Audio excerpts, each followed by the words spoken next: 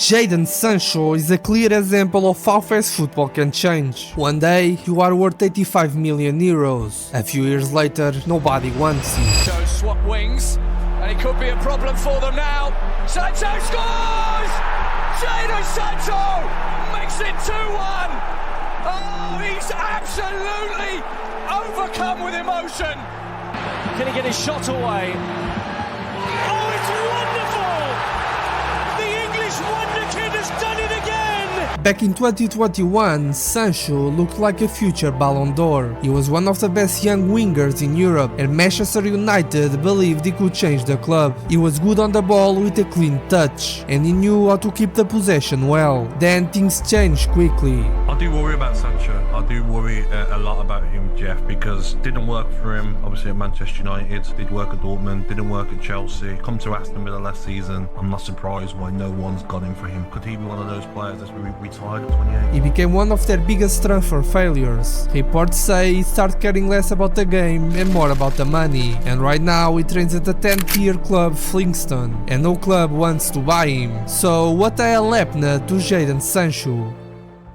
To understand how Jadon Sancho became one of the most exciting wingers, we first have to see how high Sancho was. At Borussia Dortmund he was unbelievable, fast, creative, confident. Every week he was scoring or creating goals. Before turning 21, he was already one of the best young players in Europe. Everyone wanted him. Then Manchester United finally signed him. The fee, around 85 million euros. Fans thought he was the missing piece. With Cristiano Ronaldo and Rafael Varane joining too, people believed United were finally back. But football doesn't always follow the script. Instead of becoming a star, Sancho struggled almost from day one. In 5 years he played 83 league games and scored only 12 goals. The higher the price, the bigger the disappointment. But bad form wasn't the biggest problem. What happened next changed everything. Sancho's relationship with Erik ten Hag completely broke down. The manager said Sancho wasn't training well. Sancho answered back on social media, and after that, there was no way back. He was removed from the first team. Reports even said he had to train away from the senior squad. Eventually, United sent him back to Dortmund on loan. For a moment, it looked like the old Sancho was back. He helped Dortmund reach the Champions League final. But there was one big problem. Nobody wanted to buy him, so he returned to United. Then came another loan, Chelsea. Again, we saw small flashes, but not enough. Chelsea decided to not keep him. Then came Aston Villa. The story stayed the same. A few good moments, but no consistency. 3 loan moves and 0 wanted to keep him. And that says a lot. Here's the crazy part.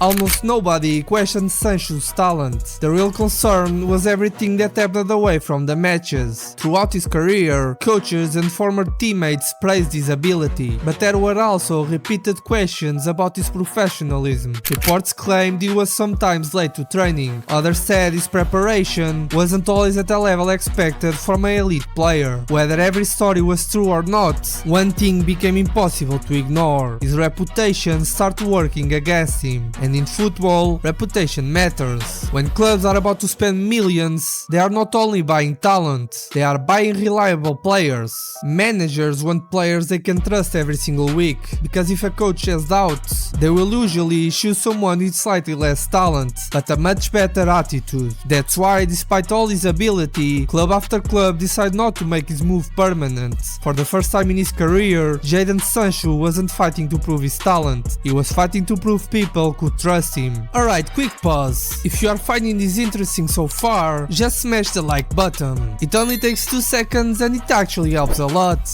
And subscribe if you are not already. So let's keep going. So where does Sancho go from here? Right now he's a free agent. Manchester United paid 85 million euros for him, and in the end he left for nothing. He's been training on his own to stay ready. Reports say there are clubs interested in signing him in Europe. Others are offering huge money from Saudi Arabia. And then there's Borussia Dortmund, the club where he became a superstar. Could they bring him back one last time? Maybe. But even if they do, this move is about more than football. Sancho doesn't need a new club. He needs to rebuild his reputation, because because talent has never been the question. The real question is, can any club trust him to become the player everyone thought he would be? So what do you think about Jadon Sancho's situation? Do you think he can make a comeback, or is it already too late? Because talent alone isn't enough, and if you think this transfer was bad, wait until you see this next one. Click here, because there's another superstar signing that might have been an even bigger disaster. If you have enjoyed this video, don't forget to leave a like and subscribe, and I'll see you in the next one. Follow for more.